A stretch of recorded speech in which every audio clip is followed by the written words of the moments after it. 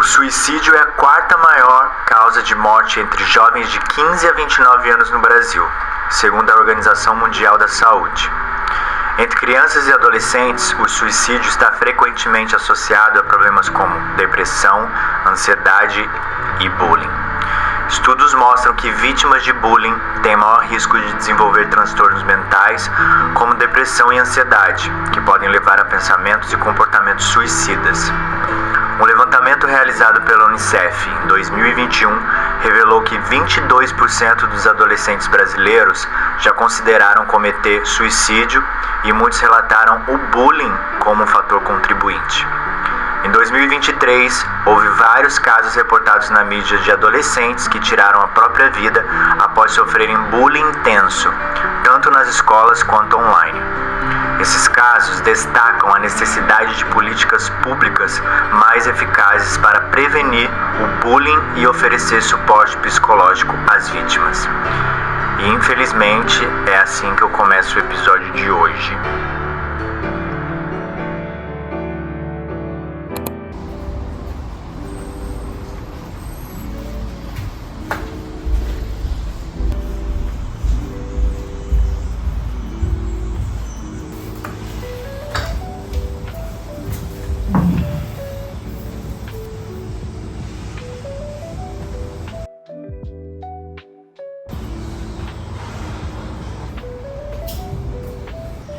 Bom, eu estava fazendo o roteiro desse episódio que vai ser muito importante para mim e para muita gente, porque depois que eu coloquei aquele relato lá no Instagram, contando a minha história e me identificando com a história dos dois meninos dos dois filmes que eu já coloquei lá e que eu vou colocar aqui também para vocês assistirem e contextualizar.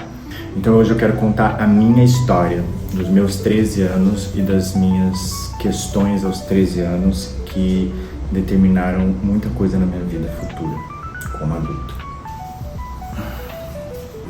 E como na verdade vai ser quase uma sessão de terapia, a gente precisa estar muito preparado para isso. Então me acompanhe na minha aula de Yoga Matinyoga, que é uma das coisas que eu uso muito como ferramenta do meu autoconhecimento. Enfim, me ajuda bastante a me alinhar, a conhecer o meu corpo, a saber os meus limites. E é uma coisa que eu faço desde 2003 e me faz muito bem. Então vamos para a aula de yoga comigo e depois a gente vai falar muito sobre esse tema.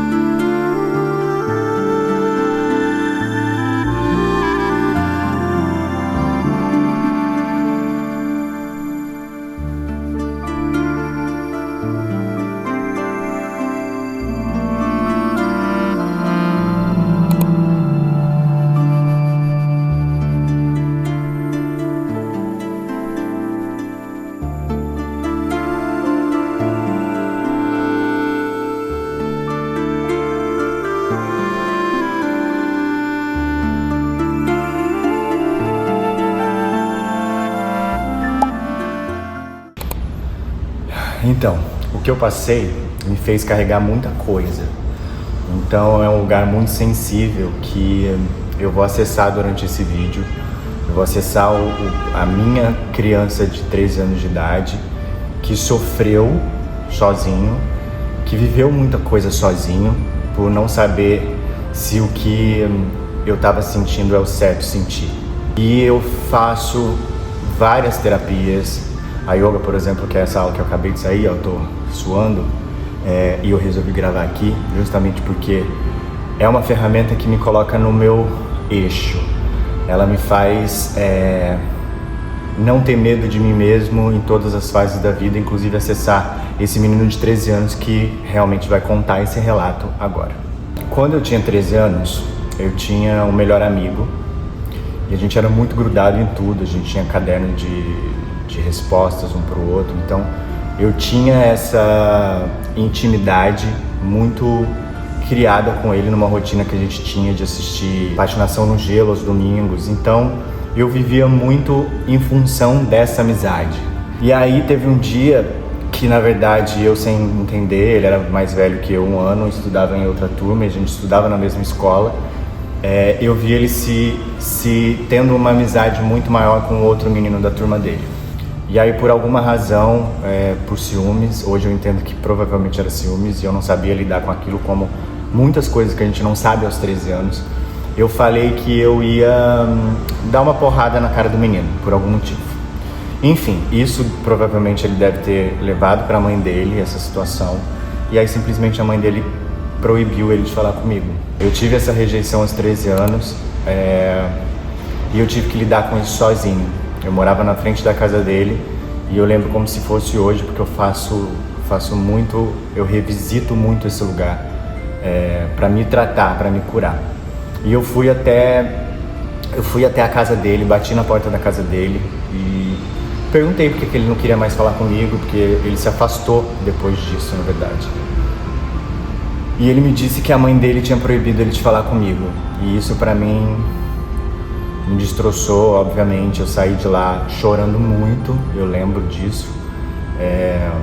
E isso, na verdade, determinou várias coisas na minha vida. Rejeição, o medo de não confiar nas pessoas e ter que trabalhar isso mentalmente em terapias que a gente faz hoje. Pra mim foi muito difícil ter que lidar com essa paixão, que eu não sabia que era uma paixão. Eu não sabia que era amor, eu só sabia que era proibido, né? Porque a igreja colocava isso na minha cabeça, os professores, eu não tive esse acolhimento, eu não tive acolhimento de pessoas que não foram educadas emocionalmente para me acolher naquele momento.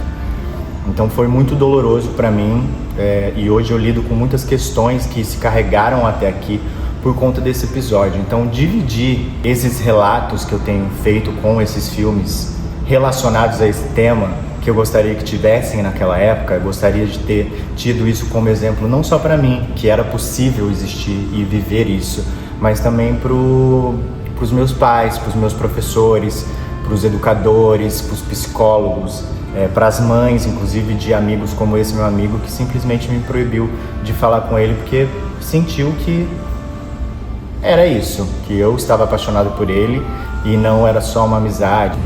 Eu sei o quanto isso foi muito dolorido para mim, ter que viver esse sentimento todo, achando que era proibido porque a igreja falava que era proibido porque a escola, na verdade com o bullying de outras crianças, faziam com que eu me sentisse errado e é um mantra que eu sempre carreguei para a vida. Ser diferente não é ser errado. E eu carregava isso e falava sempre, ser diferente não é ser errado, para eu conseguir sobreviver aos 13 anos com questões que eu nem sabia o que eu estava sentindo. Eu nem sei se era amor, eu nem sei o que era, se era ciúme de amizade. E é muito difícil você viver tudo isso sem ter apoio, sem ter alguém. Então, as terapias que eu faço hoje, inclusive acessando esse lugar, eu faço todo o caminho, o trajeto até a casa dele. Espero eu realmente ter a resposta que foi muito dolorida para mim. Então eu saí de lá chorando. Então eu faço sempre esse exercício de acolher aquele menino aos 13 anos, colocar no meu colo, falar que tá tudo bem sentir isso, tá tudo certo, que isso não é errado, que isso é sentimento e que lá na frente eu vou entender esse tipo de sentimento da forma mais bonita. Isso aconteceu justamente nessa época aqui, ó. Tá vendo esse menino aqui? Nessa época eu tinha esses 13 anos onde tudo isso aconteceu. E esse episódio determinou muitas coisas na minha vida, inclusive da época também.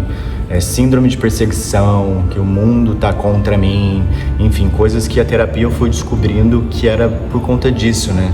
Eu achava que os pais do menino estavam falando sobre mim, a igreja estava falando sobre mim, os meus amigos estavam falando sobre mim, enfim. E isso, na verdade, esse trauma dos 13 anos de idade levaram consequências sérias na minha psique durante o meu processo de amadurecimento, de construção de quem eu sou hoje. Então, agora, depois dos 40, eu tenho feito terapia, eu tenho curado tudo isso para realmente curar coisas que nem a gente imagina que precisa curar.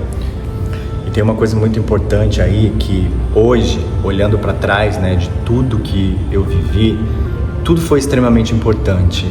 Extremamente importante entender que não é culpa dos meus pais, não é culpa da igreja, não é culpa dos professores, não é culpa da mãe desse garoto, porque é como as pessoas viviam naquela época. Ninguém tinha a capacidade de olhar para uma criança ou um adolescente e ver que ele estava passando por um turbilhão de sentimentos e não acolher isso. Essa era a sociedade, a maioria das pessoas, essa era a sociedade dessa época. Não culpo jamais os meus pais, enfim, eu amo muito os meus pais.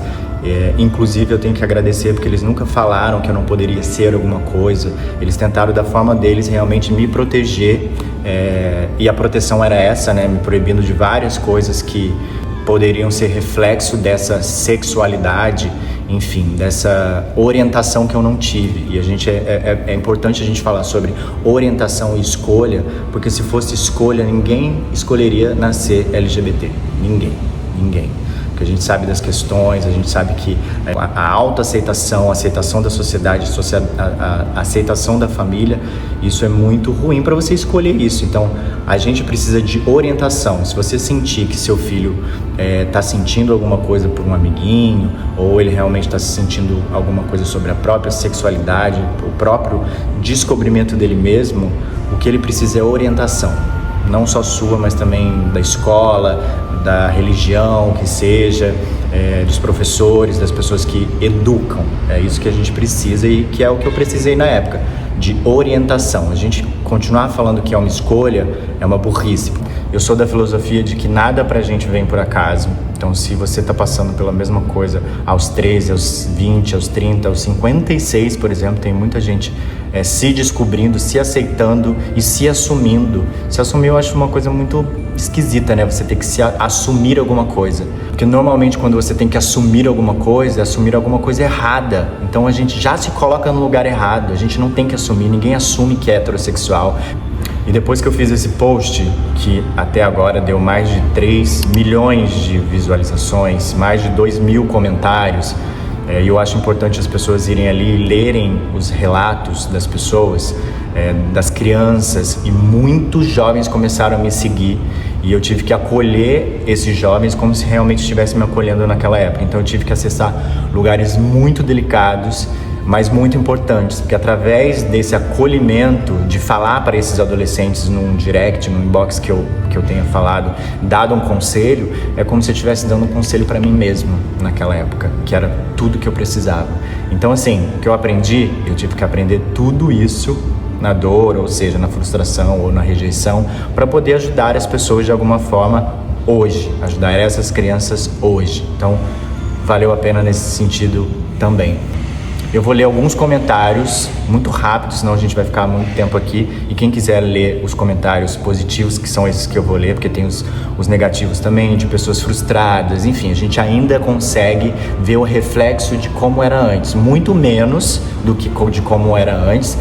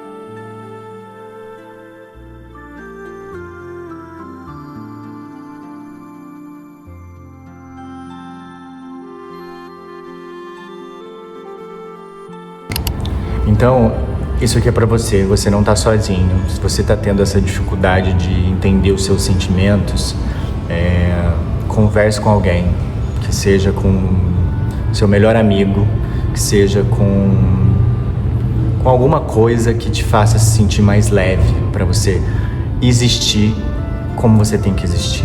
Você não está sozinho, porque você merece ser amado exatamente do jeito que você é. E a vida é feita de amor, a vida é feita de episódios como esse que te fazem muito mais forte, como me fizeram mais forte, para que você continue a sua missão, a sua jornada e se ame muito. Eu gostaria de ter me tido naquela época para poder realmente me olhar do jeito que eu sei que eu fiquei, uma criança completamente cheia de sentimento, de expansão.